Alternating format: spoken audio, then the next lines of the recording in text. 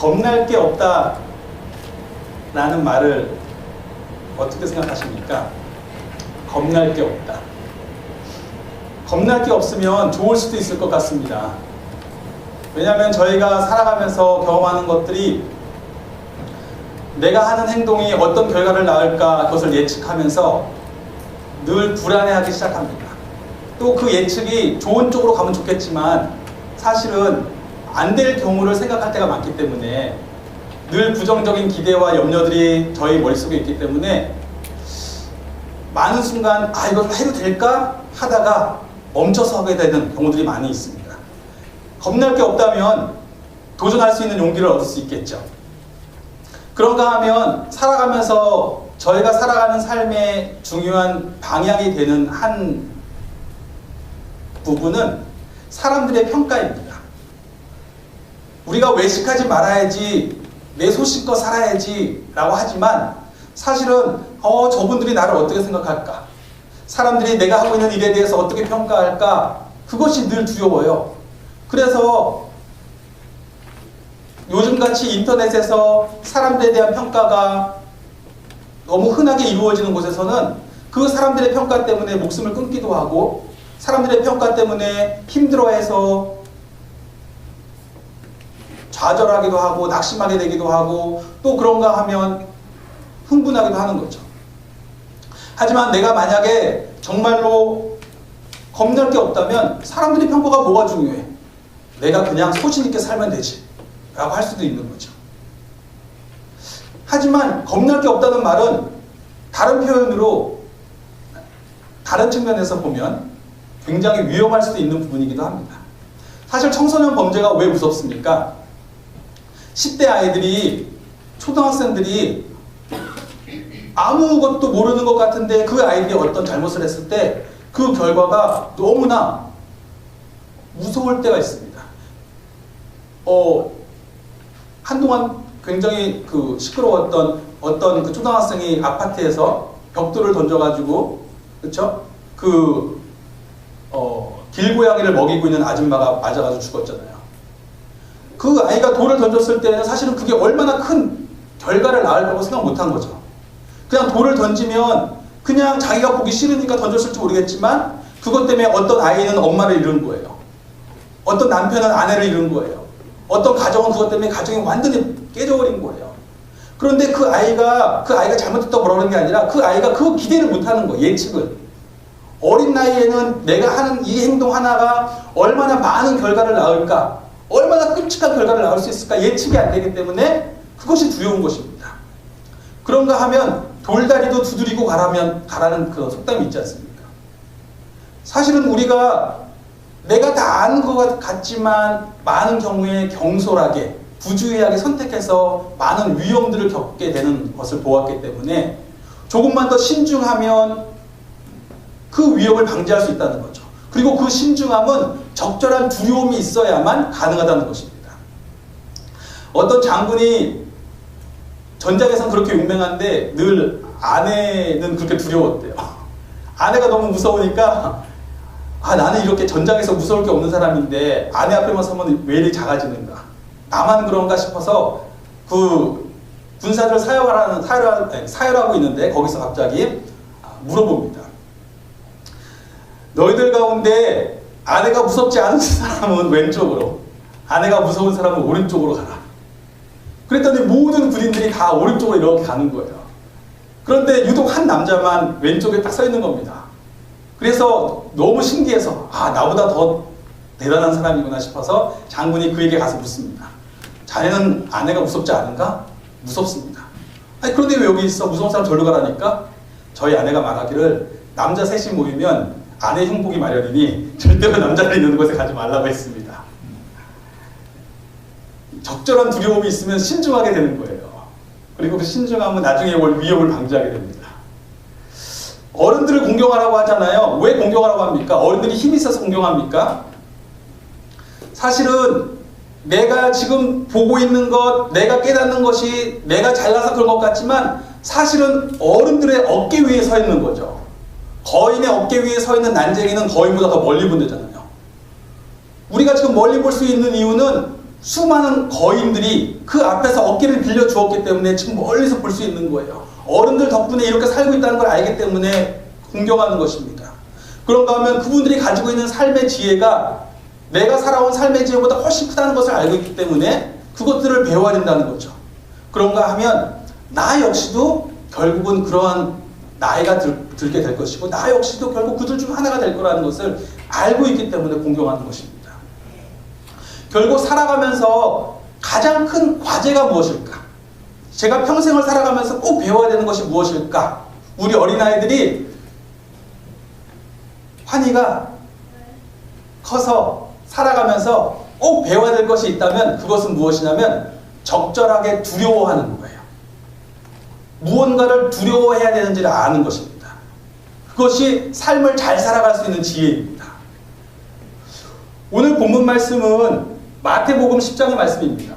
마태복음에 보면 1장에서 하나님께서 구약에서 약속하셨던 그 왕이 탄생하셨다고 마태가 전합니다. 다윗의 자손으로 오신 왕, 그 왕이 드디어 태어나셨어요. 이 왕을 통해서 하나님과의 관계를 누리지 못했던 백성들이 다시 하나님과의 관계 속에서 살아가는 삶을 누리게 될 것입니다. 그런데 그 왕이 오셨다는 소식을 듣자 곧 2장을 보면 동방에서부터 박사들이 와서 축하합니다. 유대인의 왕이지만 다른 나라 사람들이 와서 축하할 정도로 이 왕의 탄생은 모든 나라 사람들에게 영향을 미칠 것이에요. 그런가 하면 헤롯이라고 하는 왕은 내가 왕인데 왜 유대인의 왕이 다시 왔지? 하나님이 보내신 왕이 옴으로 말미암아서 자기가 갖고 있는 왕권이 빼앗길까 봐 경계하기 시작합니다. 그리고 왕의 이야기가 잠시 멈춘 것 같다가 3장과 4장을 가면 이 왕이 30세가 벌써 되었어요. 이 예수님이라는 분이 나오셔서 세례 요한 앞에서 세례를 받습니다. 물과 성령으로 세례를 받으면서 그가 앞으로 그런 사역을 하실 거라는 것, 물과 성령으로 세례를 받으면서 많은 사람이 물과 성령으로 하나님의 자녀로서의 삶을 회복하게 될 것, 하나님의 백성으로서의 생명을 회복하게 될 것을 보여주십니다. 그리고 4장에 가면 그가 먼저 시험을 받으세요. 성령에게 이끌리어서 마귀에게 시험을 받으시면서 하나님 백성으로 살아가는 것의 삶의 본질이 무엇인지에 대해서 보여주십니다. 그리고 5장부터 7장을 보면 이제 백성들 앞에 나가셨어요. 그리고 하나님 나라의 삶을 전파하기 시작하십니다. 하나님 백성으로서의 삶의 참된 생명이 있음을 전파하기 시작하십니다. 그리고 그 이야기를 쭉 하시고 나서 8장과 9장을 보면 그에게 온 사람들을 고치기 시작하세요. 이제 하나님의 주권이 선포된 곳에서 어떤 일이 벌어지는지, 어떤 사람은 죄사함을 받고 어떤 사람은 질병이 낫고 어떤 사람은 상황이 바꾸어지고 그런 삶의 변화들이 어떻게 이루어지는지를 보여주십니다. 그리고 나서 10장이 되었어요. 그러자 이제 예수님께서는 1절부터 4절에 보면 제자들을 뽑기 시작하십니다. 12명의 제자들을 뽑으셨어요. 12명의 제자를 뽑으셔서 그들을 보내십니다. 이제 내가 너희를 불렀으니 너희는 나가서 내가 전하고 있는 이 천국 복음을 전해라. 그러면서 말씀하시죠. 하나님의 잃어버린 백성들, 이스라엘의 잃어버린 양들에게 가라. 그리고 그들에게 말하기를 하나님의 나라가 가까이 왔다 라고 선포하여라. 가까이 왔다라고 말하는 것은 영어로 번역했을 때 at hand예요. 손에 있다는 거예요. 손에 있어요. 잡으면 돼요. 이제 이 왕을 통하여서 하나님의 나라를 다시 누릴 수 있는 길이 열렸어요. 임했어요. 잡으라는 것입니다. 그리고 그 안에서 그 제자들이 가서 죽은 자를 살리고 병든 자를 고치고 문득병든 자를 깨끗하게 하고 귀신 들린 자를 귀신을 내쫓으면서 하나님의 주권이 선포된 곳에 하나님이 세우신 그 메시아, 기름 부음 받은 사람, 하나님이 보내신 왕, 그분이 선포된 곳에 어떤 일이 벌어지는지를 보여주라고 합니다. 그러면서 말씀하시기를 너희가 거저받았으니 거저주어라. 거저받았다고 말하는 것은 너희가 신분이 뛰어나서 하나님의 백성이 된 게 아니라는 거예요. 너희가 자격이 있어서 하나님의 백성이 된 게 아니라는 거예요. 그냥 하나님이 선물로 주셨다는 거예요.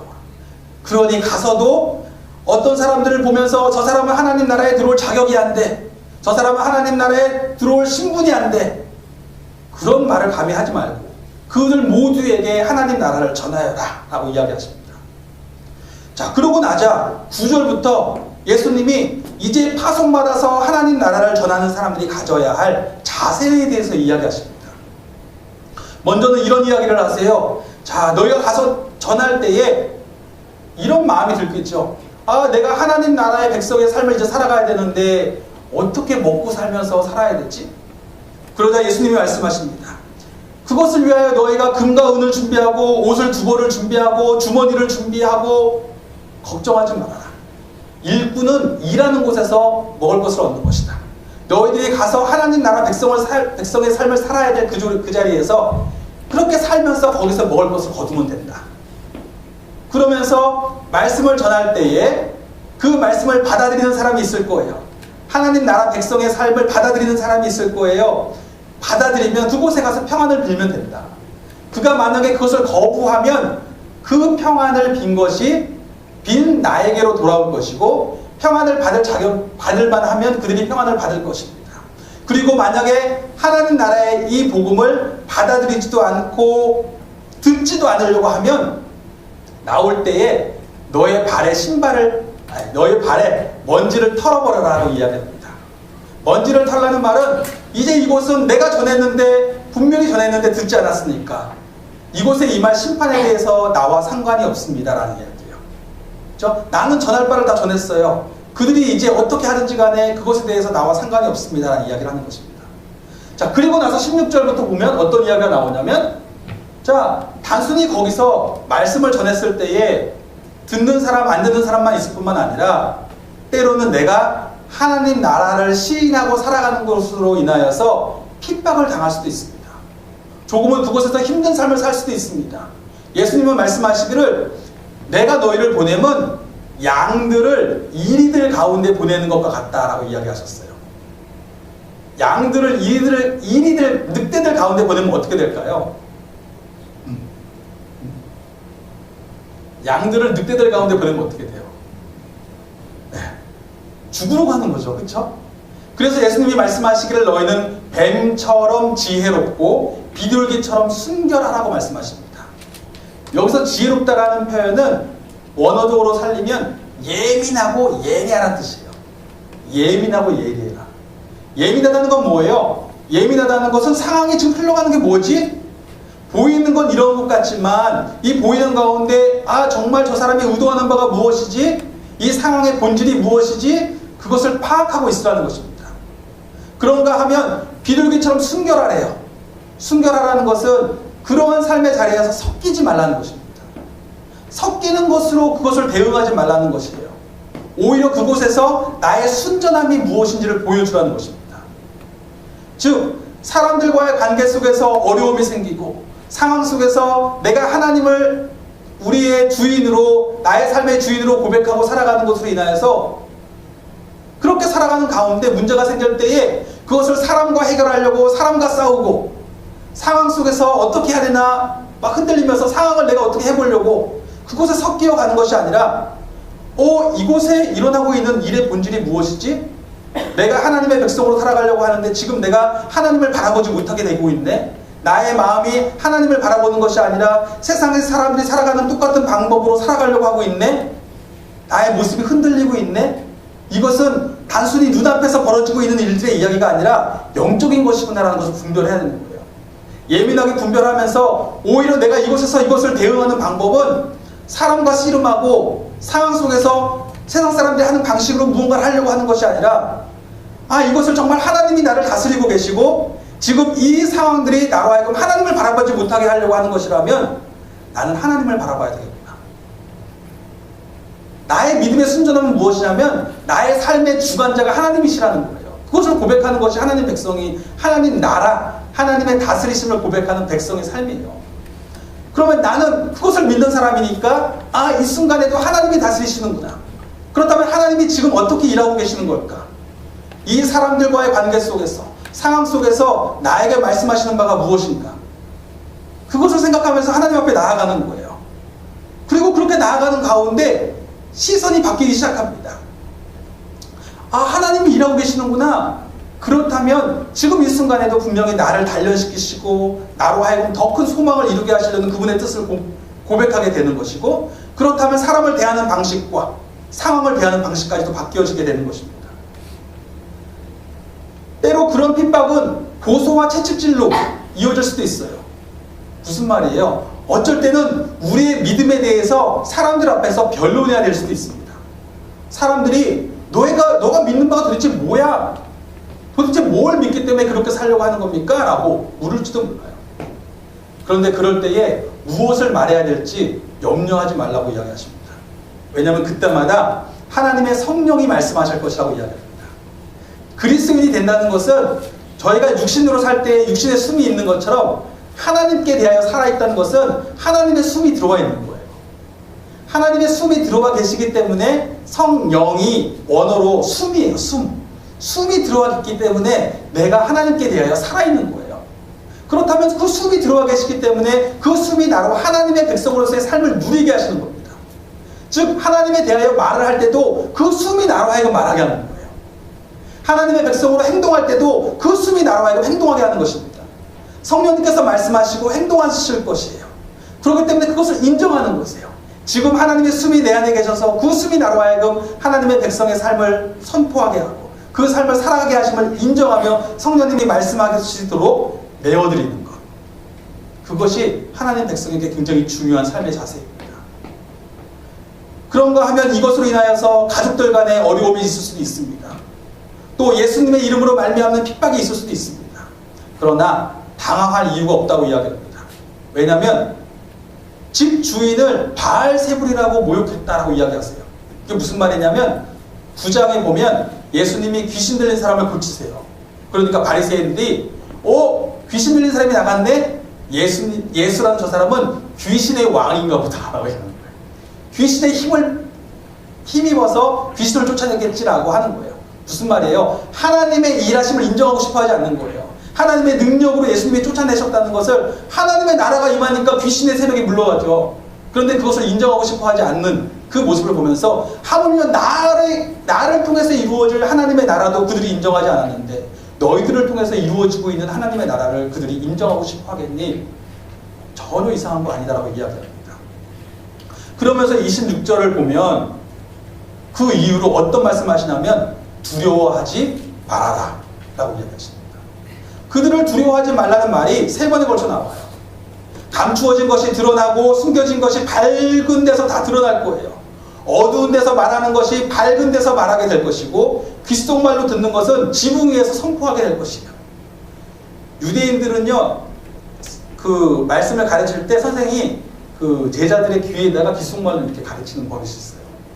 이렇게 얘기를 해주는 거예요. 그러면 그것을 회당에서 말할 때에는 통역자가 다른 언어가 있는 사람도 있으니까 큰 소리로 대답해 주는 거예요. 즉 예수님께서 이제 가르치신 부분들, 너에게 주신 가르침들을 조금도 두려워하지 말고 담대하게 선포해라. 그렇게 살아가면 된다고 말합니다. 왜요? 그들은 육신을 죽일 수 있어도 영혼은 죽일 수 없는 자들이기 때문에 그렇습니다. 육신을 죽일 수 있어도 영혼을 죽일 수 없는 자들을 두려워하지 말라. 즉 때로 힘들 수 있어요. 그 힘듦이 솔직하게 힘듭니다. 고난에 대해서 누가 쉽게 얘기해요. 고통은 고통의 무게가 있어서 아무리 내가 믿음이 있는 것 같아도 고통이 있는 순간에는 힘든 건 사실이에요. 그걸 누가 힘들지 않다고 얘기하겠어요. 하지만 그 중에서도 우리가 기억하는 것은 마귀는 죽이는 권세는 있어도 멸하는 권세는 없다. 뭐냐면 욥이라는 사람이 우리가 욥기에서 구약에서 욥이라는 사람이 있는데 그 사람이 어느 날 하나님을 잘 믿고 사는데도 갑자기 어느 날 고난이 와요. 물질의 고난이 있었고 질병이 있었고 자식들의 죽음이 있었고 폭력이 있었고 그들 가운데서 너무 힘듭니다. 겉으로 보면 하나님이 무력한 것 같고 그가 아무런 능력이 없는 것 같지만 사실은 우리는 그 본질을 알고 있어요. 그 이야기를, 그 성경 말씀을 본 사람들은 그 뒤에 무슨 일이 벌어지고 있는지 알아요. 하나님의 허락하심 안에서만 이루어지고 있어요. 마귀의 공격이, 사탄의 공격이 강한 것 같지만 오직 하나님이 허락하신 한도 내에서만 가능하다는 것을 보고 있습니다. 즉 마귀에게는 권세가 있는 것 같지만 결코 하나님의 허락하심이 없이는 아무것도 이루어질 수 없는 권세가 있습니다. 그러므로 31절에 보면 두려워하지 말라라고 이야기합니다. 그들을 두려워하지 말라. 육신은 죽일 수 있어도 영혼은 멸할 수 없는 자들을 두려워하지 말라. 그러므로 두려워하지 말라. 그러면서 28절을 보면 중간에 이런 말씀하세요. 두려워하라. 두려워하지 않는데 두려워하라라고 말합니다. 누구를요? 영혼과 육신 모두를 다 멸망시킬 수 있는 분을 두려워해라. 참된 주권자가 계신다는 거예요. 당장 눈앞에 일이 다가 아니라 그 일들을 통해서도 분명히 만약에 눈앞에 어려움이 있는 것 같지만 참된 주권자가 그것을 허락하지 아니하시면 그 어려움을 통해서 결국 참된 주권자의 뜻대로 오히려 소망의 일이 이루어질 수도 있어요. 그런데 참된 주권자께서 온전히 멸하시고자 한 것이라면 그것은 아무리 기다려도 소망이 없습니다. 내일이 돼도 소망이 없고 죽어도 소망이 없어요. 그런데 참된 주권자에게는 주권자가 하신 일이라면 분명히 소망이 있는 것입니다. 참된 주권자를 두려워하고 말합니다. 한 아사리온에 참새 2마리가 팔린대요. 한 아사리온은요, 그 당시에 제일 작은 동전이에요. 지금으로 따지면 우리는 10원짜리도 있지만 사실 10원짜리 거의 안 쓰니까 한 100원 혹은 500원이라고 생각해 보세요. 500원짜리가 있는데 참새 2마리를 살 수 있는 거예요. 근데 그 중에 한 마리 250원 혹은 50원 이거 한 마리도 하나님이 허락하지 않으면 땅에 떨어지지 않는다고 얘기합니다. 아무리 하찮은 것이라고 할지라도 하나님의 허락하심, 주권자의 허락하심, 이 세상을 돌아가게 하시는 데에, 이 세상을 다스리시는 데에 그가 보고 계시는 그 주권자의 계획이 없이는 아무리 사소한 것이라도 되어지는 게 없다는 거예요. 하나님이 이 세상을 보시면서 그렇게 되어져야 된다고 생각하시기 때문에 되는 것뿐이라는 거예요. 그런데 하나님께서는 머리털까지도 세신 바 되셨다. 원어적으로 번역하면 이래요. 머리털까지도 세고 계신 너희다. 이렇게 해요. 하나님은 우리를 그렇게 세밀하게 보고 계신 거예요. 얼마나 하나님이 우리를 귀하게 여기고 계시냐는 것입니다. 세상에 아무리 하찮은 것이라도 그분의 손길이 없으면, 그분의 뜻대로 되지 않으면 될 것이 없는데, 하나님께서 그 머리털까지도 세고 계신 너희에 대해서 하나님이 얼마나 세밀하게 그 삶을 돌보고 계시겠는가 라고 이야기하는 것입니다. 예전에 제가 한번 이야기를 했는지 모르겠지만 저희도 좀 자녀가 셋인데 저희 아내의 친구도 아이가 셋이에요. 또래도 비슷해요. 그런데 거기는 아들만 셋이에요. 소망이 없어요. 농담이고 아들만 셋인데 너무너무 힘들어가지고 정말 하루는 밤에 애를 키우는 너무 힘드니까 막 그렇게 눈물이 나더라는 거예요. 힘들어서 눈물이 나면서 막 어쩔 줄 모르다가 막 자면서 하나님 얘를 이틀만 데려가 주세요. 이틀만 데려가 주세요 하고 잠이 들었대요. 그런데 다음날 아침에 시어머니한테 전화가 왔어요. 시어머니가 춘천에 사시는데 얘야 니네 손주들 좀 이틀만 좀 보내주면 안 되겠니? 그러시는 거야. 그러면서 전화가 와서 하는 얘기예요. 하나님이 나의 작은 신음에도 응답하셨다. 내가 하나님께 그런 분이라고. 내가 그렇게 작은 신음을 하나님한테 중얼거리면서 잤는데 하나님이 그 작은 신음까지도 듣고 계시더라는 거예요. 우리가 하나님께 그런 분이라는, 그런 존재라는 거예요. 그렇기 때문에 그저 주님을 시인하라는 것입니다.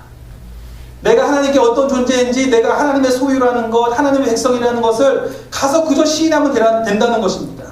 예수님이 바로 약속대로 오신 왕이요. 이제 예수님을 통해서 나는 하나님 앞에 두려움 없이 살아갈 수 있는 것, 하나님의 호흡을 받고 하나님 안에 있는 그 생명을, 그 능력을 누리며 살아갈 수 있다는 것, 이제 그 예수님이 나의 삶의 주인이 되셨다는 것, 그것을 시인하라는 것입니다. 이제는 내가 사는 것이 아니요 보이는 것은 손부영이라는 사람 한 사람, 연약한 사람 한 사람이지만 내 안에 그리스도께서 살고 계셔서 하나님이 이 그리스도를 보시면서 하나님이 나의 삶을 주장하고 계신다는 것, 꽉 붙잡고 계신다는 것을 시인하라는 것입니다. 참된 주권자를 두려워하면서 그와의 관계 속에 살아가는 것이 바로 믿음의 삶의 핵심입니다. 구약 성경 전체를 보면 인생에 가장 큰 지혜가 있다. 그 지혜는 무엇이냐면 여호와를 경외하는 것이다라고 이야기합니다. 여호와는 누구냐면 하나님도 계시잖아요. 근데 왜 여호와라고 부르나? 여호와는 하나님이 인생에게 찾아오셔서 그와 언약을 맺으셔서 그의 주인으로서 내가 온 우주를 다스리지만 특별히 너의 주인으로서 내가 너를 만나주겠다 라고 찾아오신 하나님은 여호와라고 불러요. 유대인들은 여호와라는 이름을 그냥 이름을 부르기 뭐하니까 아도나이라 그래서 주님, 주인이라고 부르는 거예요. 나의 삶의 주인 되신 분, 이제 나의 생명이 그분께 속해 있다고 말씀하신 분, 이제 나의 삶을 돌봐주시겠다고 말씀하신 분, 그분이 나에게 계시다라고 말하는 겁니다. 그리고 그분을 두려워하는 거예요. 나의 모든 삶의 자리에서 그분을 두려워하는 거예요. 나의 생명이 온전히 그분께 있는 거예요. 내가 아무리 잘났다고 해봐야 그분의 생명이, 그분이 나의 생명을 거두시면 거두어주는 것이요, 주시면 주는 거예요. 그리고 이제 나는 그분과의 관계 속에 살아가는 것입니다. 나는 온전히 그분께 속했기 때문에 그분이 나의 삶을 책임지실 것이다 라는 것이 여호와를 경외하는 거예요. 하나님을 두려워하고 살아가는 것입니다. 그리고 이제 오신 이 예수님을 통해서 여호와를 경외하는 삶, 그동안 사람들이 하나님을 떠나서 하나님이 계신지를 모르고 하나님을 두려워하지도 아니하고 두려워하지 않기 때문에 그 안에 있는 생명도 누리지 못하였지만, 이제 하나님을 두려워하고 참된 주권자 안에 있는 이 생명을 누릴 수 있는 삶을 살 수 있게 하시는 그 왕으로서 오신 것입니다. 예수님이 그렇게 오신 것이에요. 하나님과 가로막혀 있었던 죄의 짐을, 죄라는 이 단어가요, 그 히브리어로 보면 빚이에요. 빚이 많은 거예요. 빚이 많은 거. 그런데 죄를 속량해 주신 거예요. 탕감해 주신 거예요. 내가 도저히 이 빚을 갚을 수 없었는데 빚이 너무 무거워서, 도대체 빚 때문에 빚이 많으신 분들 얘기 들어보면 아시잖아요. 잠들면서 빚 걱정, 잠 깨면서 빚 걱정, 밥 먹으면서 빚 걱정, 다 빚 걱정이에요. 삶에 기쁨이 없어요. 빚 걱정이에요. 한 달이 너무 빨리 오고 계속 빚 때문에 어쩔 줄 몰라요. 그런데 빚이 사라지는 거예요. 잠잘 때도 빚 걱정 안 하고 이제 나는 이제 자유구나. 잠에서 깰 때도 나는 이제 자유구나. 한 달이 지나가도, 하루하루가 지나가도 겁날 게 없는 거예요. 나는 이제 자유구나. 그렇게 속량하시고 이제는 하나님 앞에 나아가서 그 나를 탕감해 주신, 예수님을 통해 탕감해 주신 하나님, 그 주권자 앞에 나아가서 이제 그의 귀한 자녀로 담대하게 살아갈 수 있게 되는 것입니다. 그 뒤로 말씀하시는 것이, 흥미롭게 또 핍박에 대한 얘기를 잠깐 하세요. 핍박에 대한 얘기를 하세요. 내가 칼을 주러 왔다. 평화가 아니라 칼을 주러 왔다. 이걸 잘 이해하셔야 돼요. 하나님이 칼 주러 오신 게 아니라 결과를 얘기하는 거예요. 하나님을 믿고 살아가는 것이 이 땅에선 분쟁이 약간, 이 땅에선 당연히 내가 하나님을 고백하고 살아가는 것이 이 땅에서의 삶에 맞지 않을 수 있습니다. 분쟁이 있을 수 있어요. 가족 간에도 때로 어려움이 있을 수 있습니다. 그러나 놀라운 역전의 소식이 있어요. 무엇이냐면, 자기 목숨을 얻으려는 사람은 잃을 것이고, 자기 목숨을 잃는 사람, 그 목숨을 얻을 것이다 라고 이야기하십니다. 당장은 박해를 피하고 분쟁을 피하고 수치와 고초를 피하는 것이 지혜로운 것 같아요. 그래서 하나님을 고백하는 것을 멈춥니다. 하나님이 나의 삶의 주인이시라는 것을 인정하지 않고 그냥 사람들이 살아가는 방식대로 같이 살아가겠다고 그냥 같이 살아갑니다. 하지만 어떤 사람이 이런 얘기를 했어요. 하나님을 두려워하는 사람은 하나님 외에 두려울 게 없지만, 하나님을 두려워하지 않는 사람은 하나님 외에 모든 게 다 두렵다라고 얘기했어요. 왜요? 사람도 걱정해야 돼요. 물질도 걱정해야 돼요. 상황도 걱정해야 돼요. 관계도 걱정해야 돼요. 육신도 걱정해야 돼요. 하나하나 다 세상 사람들이 살아가는 방식으로 살아가려고 하다 보니까, 나도 거기에 맞춰 살아가려고 하다 보니까 결국 세상에서 해결책이 없는 것처럼 나의 생각의 끝이 늘 두려움이에요. 이걸 어떻게 해결해야 되나 하다 보면 나의 생각의 끝이 늘 불안함이에요. 결국 그것들이 있음을 알지만 내 힘으로 어떻게 해결할 수 없음을 보다 보면 결국 소망까지 놓게 되는 것입니다. 그런데 당장은 힘든 것 같지만 나의 삶의 주인이 주님이십니다. 나는 하나님의 백성이에요. 예수님의 소유입니다. 라고 고백하고 살아가는 사람은 예기치 못했던 생명과 기쁨을 발견하기 시작합니다. 사람들이 하는 방식이 아니라 그 삶의 자리에서 하나님께 나아가기 시작하는 거예요. 하나님께 나아가니까 그렇지, 나는 하나님의 백성이지, 하나님의 소유지. 지금 일어나고 있는 일들도 참된 주권자가 나의 삶을 보고 계시면서 하시는 것이지. 그렇다면 네 가운데 소망이 있구나. 하나님이 분명히 나를 사랑하시는데 나를 통해서 무언가를 이루고 계시는구나 라는 것이 믿어지고, 그것이 믿어지면 인내할 수 있어요. 인내하게 되면 연단이 돼요. 이 인내는 단련이 되는 거예요. 나를 단련하시는구나. 그것이 보이기 시작하면 소망이 생깁니다.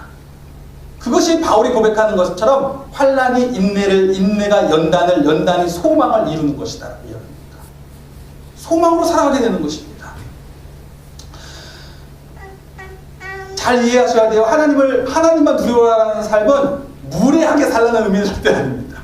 가족들 간에 무례하게 살고 사람들 간에 무례하게 살라는 건 아니에요. 오히려 하나님과 예수님을 나의 삶의 주인으로 시인하기 때문에 내 주인께서 먼저 걸어가셨던 그 속량하심과 그 섬김의 삶을 나 역시도 따라야 됩니다. 그러나 세상적으로 봤을 땐 지는 것 같지만 오히려 그 삶을 통해서 참된 생명을 얻게 하시는 것을 보게 될 거라는 것입니다. 가족에서도 직장에서도 내가 오히려 그 가운데 힘든 부분, 나의 하나님 믿는 신앙에 대해서, 하나님의 백성으로 살아가는 삶에 대해서 때로 이해하지 못하여 충돌이 좀 있을 수 있었겠으나, 그러나 내가 그곳에서도 내 주인을 따라 속량하고 섬기는 그 모습으로 끝까지 살아가면서 같이 섬기며 살아갈 때에 그 안에서 오히려 가정이 회복이 되고 생명이 되고 직장 가운데서 그 사람으로 인하여서 그곳이 정말 살만나는 곳이 되는 그런 것을 보게 되는 것입니다. 그래서 성경은 말하기를 여호와를 경외함을 선택하는 길이 복이 있는 사람의 길이라고 이야기하는 것입니다. 시편 전체를 보세요. 다 사람들이 힘들대요. 시편 전체 한번 읽어보셨어요? 읽어보면 힘들어 죽겠다는 얘기가 막 다 그 얘기예요. 하나님, 난 하나님 믿는데 왜 이렇게 힘들어요? 다 이 얘기예요.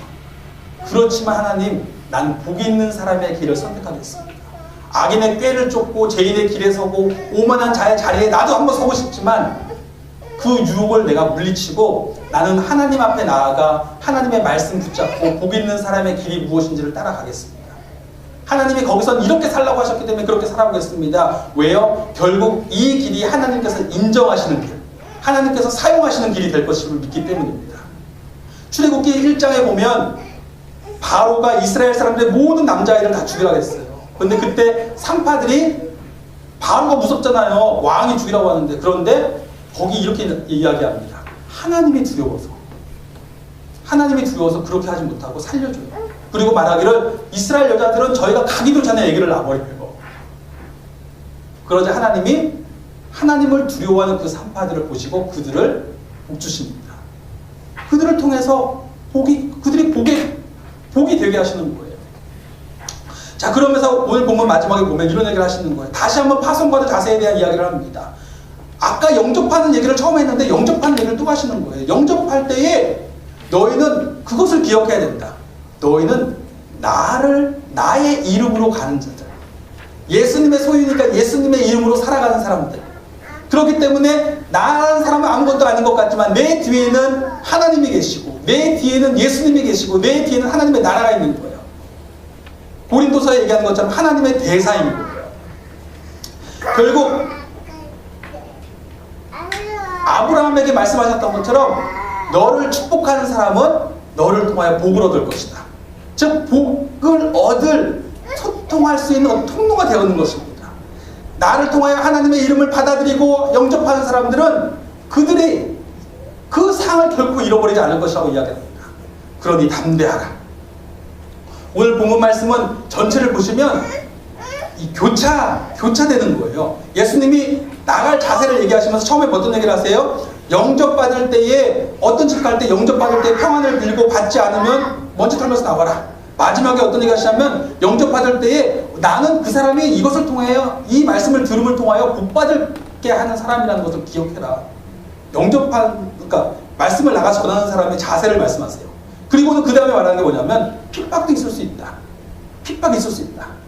그러나 핍박 가운데 기억해라. 하나님이 일하신다. 그리고 중간에 말씀하시는 게 뭐냐면 두려워하지 말라는 거예요. 그리고 하나님을 두려워하라고 말씀하십니다. 즉, 이 두려움이 근원이라는 거예요. 내가 어떻게 세상 속에서 그리스도인의 삶을 살아갈 수 있는가? 때로 어려움이 있을 때에도 어떻게 내가 그 상황을 이길 수 있는가? 결국 내가 무엇을 두려워하는가에 달렸다는 것입니다. 내 안에 하나님에 대한 참된 주권자에 대한 그 두려움의 진실로 내 안에 있으면 세상을 이길 수 있다는 것입니다. 시편 2편에 보면 재밌는 내용이 나와요. 뭐냐면 여호와를 두려워함으로 섬기고 떨며 즐거워할지어다 라는 표현이 나와요. 재밌지 않아요? 여호와를 두려워하는데 두려움은 우리가 반응이 어때야 돼요? 두려우니까 섬기고 두려우니까 떨어야 되잖아요. 그런데 거기까지 맞는데 즐거워하래요. 무슨 말이냐면 바른 두려움은 떨고 있는 것뿐만 아니라 위로도 된다는 것입니다. 내가 나의 생명이, 나의 모든 생명이 오직 하나님과 그의 택하신 왕 예수님께 속했다는 그 사실은 내가 나의 생명을 거두실 수도 있는 분에 대한 두려움도 있지만 동시에 그것은 내가 삶을 살아가는 위로가 된다는 것입니다.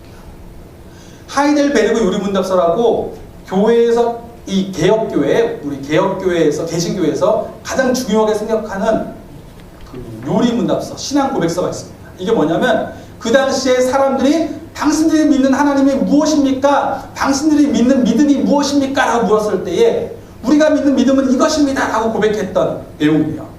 제일 첫 번째 질문이 무엇이었냐면 당신의 인생에서 사나 죽으나 단 하나의 위로가 있다면 그것은 무엇입니까? 라는 질문이에요. 무슨 말이냐면 어떤 사람이 살아요. 왜 그렇게 살아요? 그렇게 사는 가운데 위로를 얻기 때문에 그래요. 그렇게 사는 가운데 힘을 얻기 때문에 그렇게 사는 거예요. 어떤 사람이 죽어요. 그런데 그렇게 죽을 수 다 죽지만 죽는 삶의 모습이 다양해요. 어떤 사람은 죽기 싫어서 뭐 벌벌벌 떨다가 죽고 어떤 사람은 정말 평안 가운데 죽을 수도 있어요. 그런데 왜 그렇게 죽을 수 있어요? 라고 얘기했을 때 결국 그렇게 그 사람이 그렇게 선택함으로 통하여서 위로받는 무언가가 있기 때문에 그렇습니다. 도대체 무엇이 당신으로 그렇게 살게 하고 그렇게 죽게 합니까? 무엇이 당신 인생의 단 하나의 위로입니까? 라고 묻습니다. 그러자 그 대답이 이것입니다. 사나 죽으나 나의 몸도 영혼도 나의 것이 아니요 나의 신실하신 구주 예수 그리스도의 것입니다.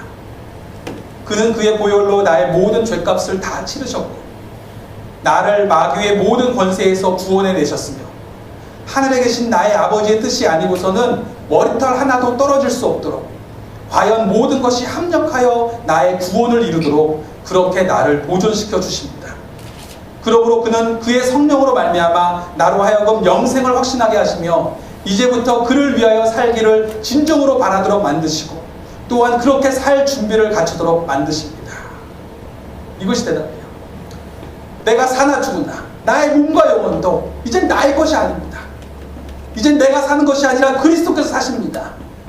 나의 구주 예수 그리스도의 것입니다. 그가 나의 모든 죄값을 사하셨고 이제는 나의 머리털 하나도 그가 허락하지 않고선 되지 않으며 나의 삶이 일어나는 모든 일들도 다 합력하여서 결국 하나님이 나를 통하여 이루시고자 하는 그 구원을 이루실 거예요. 그리고 그의 성령이 내 안에 오셔서 나로 하여금 지금도 내가 하나님께 속해 있다라는 그 사실을 확신하게 하시고 이제부터는 하나님으로 호흡하며 하나님으로부터 하나님께 살아있어서 그렇게 살아가도록 나를 그것을 바라보도록 만드시고 이끌어 가십니다 하는 것이 나의 고백이에요. 그렇기 때문에 살아갈 수 있는 거예요. 결국 나의 구주께 속했다는 그 사실이 그 두려움이 그 바른 두려움은 나에게 위로가 되는 것입니다. 고린도서에서 바울이 고백한 것처럼 우리가 사방으로 우겨싸움을 당하여도 쌓이지 아니하며 답답한 일을 당하여도 낙심하지 아니하며 핍박을 받아도 버림받지 아니하며 거꾸로 트림을 당하여도 망하지 아니하고 우리가 항상 예수 죽인 것을 우리 몸에 짊어짐은 예수의 생명도 우리 몸에 나타나게 하려 함이라. 우리 산자가 항상 예수를 위하여 죽음에 넘기움은 예수의 생명이 또한 우리 죽을 육체에 나타나게 하려 함이니라. 세상에서 살아가는 동안 하나님 나라를 시인하는 것이 이리 가운데 있는 양과 같을 수 있습니다. 그러나 담대하십시오. 이제 우리의 생명은 우리 주 예수님께만 속해 있습니다. 욥이 고백했던 것처럼 나는 압니다. 나의 구속자가 살아계십니다. 그것을 번역을 원래대로 바꾸면 이거예요. 나의 구속자가 살아계심을 알고 있는 사람, 그 사람이 바로 접니다. 기도하겠습니다.